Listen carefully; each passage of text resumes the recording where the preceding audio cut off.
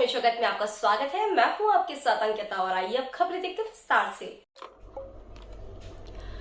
भोपाल मध्य प्रदेश में कांग्रेस ने अपने 88 उम्मीदवारों की दूसरी सूची जारी कर दी है, जिसमें पहली लिस्ट में जारी 144 सीटों में से 3 सीटों पर प्रत्याशी बदले हैं।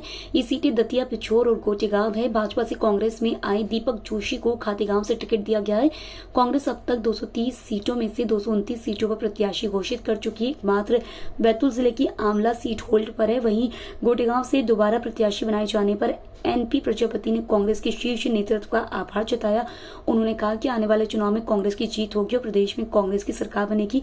उन्होंने कहा कि प्रदेश सरकार द्वारा चलाई जा रही योजनाओं से कोई फर्क नहीं पड़ेगा। प्रदेश की जनता वर्तमान सरकार से त्रस्त हो गई है। महंगाई आसमान छू रही है। प्रदेश की सभी महिलाओं को ना तो 450 रुपए में सिलेंडर मिल रहा है और ना ही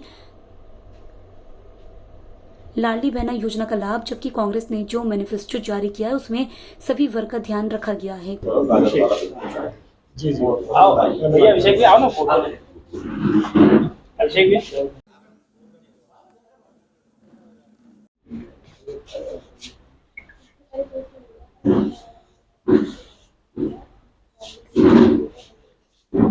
बैठो। नहीं भाई मेन चीज तो बोले नहीं, उसके आरोप में हमने पूछा। तो उसके आरोप पे हम क्यों बोलेंगे? सुनो ना, हमने सुना ही नहीं उसका आरोप। नहीं एक मिनट जी सर, एक बार फिर पार्टी ने आपको गोटेगांव से प्रत्याशी बनाया है। मैं पार्टी का, हमारे नेताओं का बहुत आभारी हूँ जिन्होंने मेरे ऊपर विश्वास किया और फिर से मुझे मौका दिया है। मैं आभारी हूँ। क्या लग रहा है आगे किस तरह से आप चुनाव होता है, चुनाव की रणनीति होती है और सबकी अपनी अपनी रणनीति होती है। मैं तो सिटिंग एमएलए हूँ, तो मेरा तो फील्ड के ऊपर सतत कार्य चल रहा है पिछले 4-5 साल से। लगातार जो करना चाहिए, घूमना चाहिए, करना चाहिए, विधायक क्षेत्रवासियों के साथ बैठना चाहिए, उठना चाहिए, ये सब चल रहा है मेरा। तो मुझे तो ये है कि अगर जो काम करते रहते हैं तो उनको ये आत्मविश्वास रहता है कि वो फील्ड पे जाएंगे और उन्हें वही प्यार और स्नेह आम जनता मिलेगा। क्या लग रहा है सर, इस बार कांग्रेस की सरकार बनेगी? 100% बनेगी। आप ही लोगों की कुछ चैनलें बोलती हैं कोई 140, कोई 150, फिर कोई के ऊपर दबाव आता है तो वो फिर से वापस पलट के 2 दिन बाद बता देती हैं कि उनकी आ रही हैं इतनी। तो ये तो दांव पेच फील्ड पे कम चल रहे हैं और टीवियों में ज़्यादा चल रहा है। तो क्या लग रहा है सरकारी घोषणा कोई असर तो नहीं पड़ा ना? लाइटली कौन सी सरकारी? यथार्थ पे जाओ, धरातल पे जाओ। 450 की गैस टंकी देंगे, आज मिल गई क्या एक आध किसी को? कोई एक काउंटर पे बता दे किसी को 450 की टंकी मिल गई। वो जो 1000 रुपए की बात करते हैं, विधवा पेंशन के 600 काट लेते हैं, 400 रुपये डाल रहे हैं, बोले 1000 रुपया हो गया। समझ रहे हैं? मेरा कहने का मतलब है, अगर कांग्रेस बोलती तो करती। कर्नाटका में 2000 देना है, दे रही है, दे रही ना।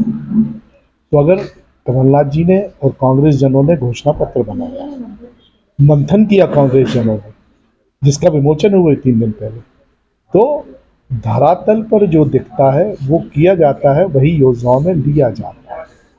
19 साल में नहीं तो कई घोषणाएं हो गई। अगर यही हो जाता तो 19 साल बाद लाडली बहना लाने की क्या जरूरत पड़ गई थी? अगर आप इतना मौका काम कर रहे थे तो ये योजनाएं लोभ लालच की देने क्या पड़ गई थी? मेरे ख्याल से नहीं।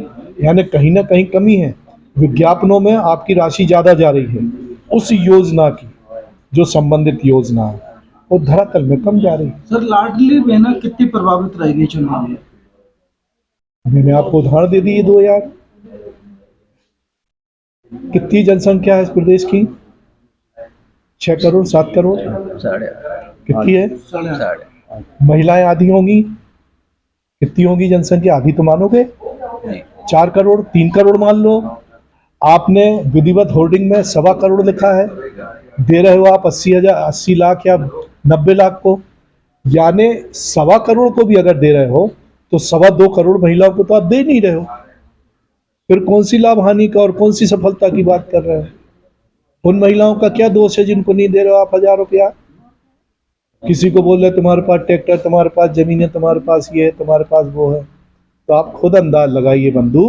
सिर्फ ये विज्ञापनों में, अधिकारियों के जिनके माध्यम से ये योजना चला रही वो अधिकारी आके बोल रहे हैं कि नहीं ऐसा वैसा फला ये चल रहा है। नहीं तो अगर तुम 19 साल से ऐसे हो और सही योजनाएं चल रही थी और फील्ड पे लोग लाभान्वित हो रहे थे, तो आपको आखिरी क्षण में 2-3 नई योजनाएं लॉन्च करने की जरूरत क्या पड़ गई? उसके लिए इतना ताबड़तोड़ में कर्ज लेकर क्या जरूरत पड़ गई? आज 3-3, 4-4 महीने से कर्मचारियों को तनख्वाह नहीं मिल रही है, वेतन नहीं मिल रहा है, आशा उषा कार्यकर्ताओं को वेतन नहीं मिल रहा है, मास्टरों को वेतन नहीं मिल रहा है, पूरा का पूरा पैसा डाइवर्ट कर दिया आपने इसमें। आप प्रदेश को ले कहां जा रहे हो? तो भैया ये विषय लंबा है, लेकिन कहीं ना कहीं मध्य प्रदेश का आम जन परेशान है महंगाई से। ये 19 साल में महंगाई रोक नहीं पाए और एक शब्द नहीं बोल पाए कि हम महंगाई रोकेंगे। ये 19 साल में भ्रष्टाचार नहीं रोक पाए, एक शब्द नहीं बोले कि हम भ्रष्टाचार कैसे रोकेंगे। बहुत हुई महंगाई की मार, अब आएगी मोदी सरकार, कहाँ गई?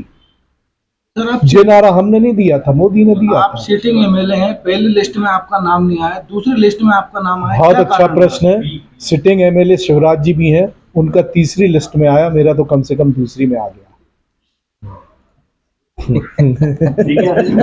खबर समय जगत के लिए संवाददाता आदित्य सराठे की रिपोर्ट।